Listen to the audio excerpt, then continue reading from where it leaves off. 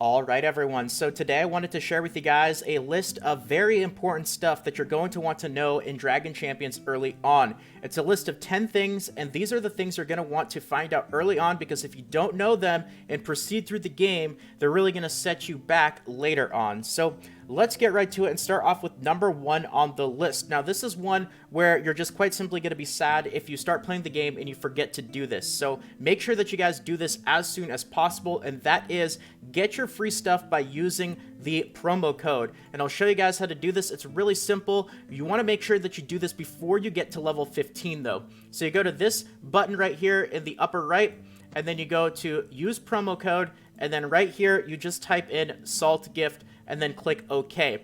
Now, this isn't a meme like for a certain other game, no 50k silver. You're actually going to get really useful stuff that's going to be very beneficial to the overall progress of your account. I'm talking about $10 worth of premium currency, Draco coins, a bunch of energy, and a bunch of gold. And gold is a pretty scarce resource in this game, so really useful stuff. And once you get to level 15, that's it. You'll no longer be able to enter any promo codes, and you'll permanently miss out on that free stuff. So that's a very important thing. Get that out of the way so you don't forget.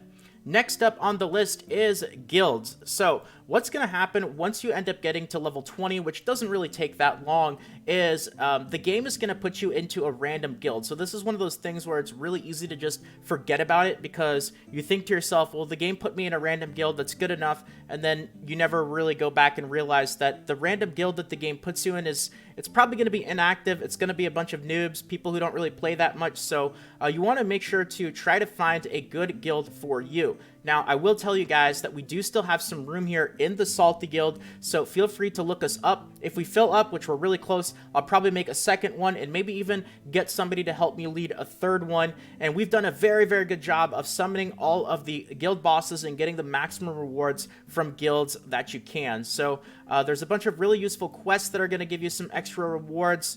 And of course, the main thing is the guild boss, which we really do our best to summon each day. And as you kind of progress through the game, the guild bosses get more difficult, but these are things you are probably not going to get done in the random guild the game puts you in right when you get to level 20.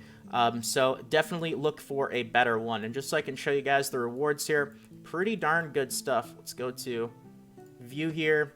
Let's go to rewards. Now, this is the highest level one, of course. We're still doing the first few, but we are moving up and we are making progress. So now is a great time to join the Salty Guild if you guys want to. All right, next up, number 3, account progress. So, just like a lot of games, things can be a bit intimidating as you get started. And the good news is Dragon Champions has a great set of missions that you are going to be able to work on when you get started. Now, you won't see them on my account right now because I've already completed them, but they will be right here near the actual campaign menu. Now, it might seem like a lot of missions, but you're actually going to get through all of the in-game missions sooner than you would think, and it does a really good job of kind of providing the foundation for what you want to do in the early game. It's going to give you a bunch of really, really useful stuff for your account as well, a bunch of heroes, gear, of course, experience levels, Draco coins, the premium currency, gold, all that stuff, and it just gives you the overall foundation to kind of get you into the actual game. And once you do end up finishing off those missions, it's not like a certain other game where, the last missions are pretty difficult and could easily take you 6 months. You'll probably finish them a lot quicker than you actually think, and you're going to feel a lot more comfortable with the game after that point.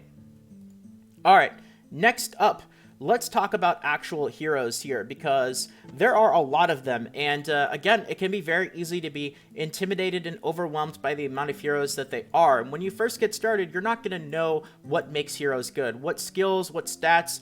There's a whole bunch of new stats in this game that I didn't really know much about, like potency and tenacity. As you play the game more, of course, you're going to learn that stuff and it's going to get easier, but at a first glance, a great way to tell overall how good a character is going to be by the popularity right here. Now, this is not 100%. It's not a direct correlation. Just because a character is popular doesn't always mean that that's exactly how good it is. You have to use your own judgment a little bit here and there, but it is a great foundation, especially as you are newer. You can still get a pretty good sense. Like Tromgar is going to be easily, I think he's actually the most popular, if not one of the most popular characters in the game, and for good reason. He is an absolute unit. He is very, very good, and definitely going to be a hero you're going to want to work on. You've also got Freezard here, who's got 77%, very strong still. This will give you a good sense of who to work on as well. And I would say, like, any of the heroes in the 50s or above are good. Those are heroes you're absolutely going to want to work on. You are going to notice that a good amount of the orcs are pretty decent as well. But also, you are going to start off with some characters that the game is, unfortunately, you're going to have to work on them for the missions, but these are going to be the units that you probably don't really want to do a whole lot with later on. Like, you know, Kagi, 19% popularity, he's not the absolute best, and that's a decent judgment of being able to tell this stuff. All right, next up, let's talk about gold, because gold is something that can be very difficult for new players to really get a handle of. And I will tell you guys that it is a more scarce resource than you think it is. It's not really infinitely farmable. You don't get as much of it as you might think, so this is not going to be the resource that you want to go crazy on wasting. Even though you're going to get a good amount of gold from the missions and the early game, you still want to try to use it wisely. Now, of course, level up the characters you're going to need to for the missions, and level up the starting teams that you are working on to get through the early stages of the campaign, but don't go too crazy blowing gold, leveling up a bunch of heroes that you don't know that much about, or you don't really feel like you are going to use. You're definitely going to get way more heroes, even early on, than you're going to be able to have the golds to work on. So use your best judgment, be a bit conservative, and realize that gold is going to be one of those things that's kind of, you know, a time-gated crutch resource later on. And saving a lot of it early on is going to give you a big head start in the mid to later stages of the game as well. Now that we've talked about gold, number 6 on the list here, let's talk about energy. Energy is also going to be one of those scarce resources, and it makes sense. This is kind of the main resource in the game to progress, go through the campaign. It's going to help level up your account, which is also going to be progress. Now, I will say an important consideration to make about energy is the refills and how refills work in this game. It's a bit different than a lot of other games, and you actually get charged less for your first few refills each day, and then as you refill more and more, the cost of the refills goes up. So your first 3 refills cost 50 Draco coins, then your next 3 refills cost 100 Draco coins, and then you get to the point where I'm at right now, because I've already done 6 energy refills today, and now my refills cost 200 Draco coins each. So it's important to be aware of how this energy refill system works, because again, it is a bit different than other games, and my recommendation is absolutely always get at least the first 3 energy refills each day. It's 120 energy flat. By the way, you also get some auto battle tickets, which is really, really useful. Get the first 3, and then kind of think to yourself, if you want to get the next 3, this is kind of like the you know, the 50-50. It's where I say that if you want to get the next 3 for 100 each, go for it. If you don't, that's totally fine. Definitely get the first 3 though, and then I would say once they get to 200 Draco coins per refill, that's kind of the point where you can comfortably say, all right, that's it. I'm not going to do any more refills each day. But it definitely incentivizes you to kind of add that to your daily list of things to do. Make sure to get those. If you're wondering about the actual cost, 50 Drac coins, 100 Drac coins, you should be able to get enough of those just through all the events and everything the game has to offer without having to spend a cent if you decide to be completely free to play. So for those first few early refills, you don't have to worry about, you know, the cost of that, possibly having to spend money. You'll be able to cover those with your in-game resources, no problem at all. All right, next up, speaking of energy, how about some free energy? And this is important because you want to get as much free energy as you can, and one of the sources is the game does just quite simply give you free energy at certain points of the day. So whenever this ends up being kind of learned, depending on your time zone here, make sure that you are able to get this. If you can't log in the exact minute, you have up until the next you know, period of time in order to get that refill. So if I didn't get this one, I would still have about 3 hours in order to claim it. But if it goes over and I didn't claim it, then I lose that last one, if that makes sense. So you're looking at 60 energy, and then you can also you have the option to watch a quick ad for an additional 60 energy and some runic energy. So because this is one of the most limited resources in the game, absolutely capitalize on this. It only takes a few seconds to log in and claim it. Next up, let's talk about chests. Now, chests, there are a couple of important things to know.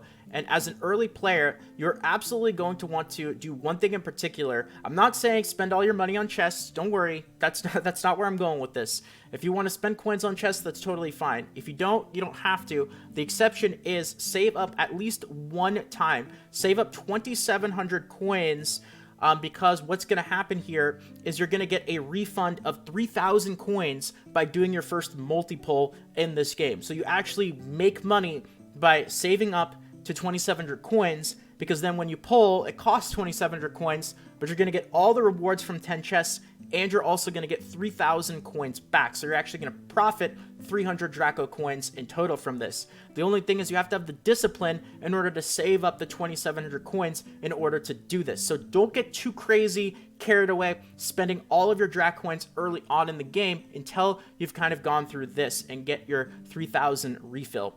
Very, very important. That's going to give you a huge head start with all of the hero stones that you're going to get. It really will give you a big boost to your account. All right, next up. So let's talk about chests again. Again, I'm not going to say you don't have to go crazy. If you don't want to spend all of your Draco coins on chests, you can use them on energy refills. You can use them on other stuff. But you definitely want to get your free chests. So you've got these keys here. When you get 100 keys of that corresponding chest, you get to open one using the keys instead of actual Draco coins.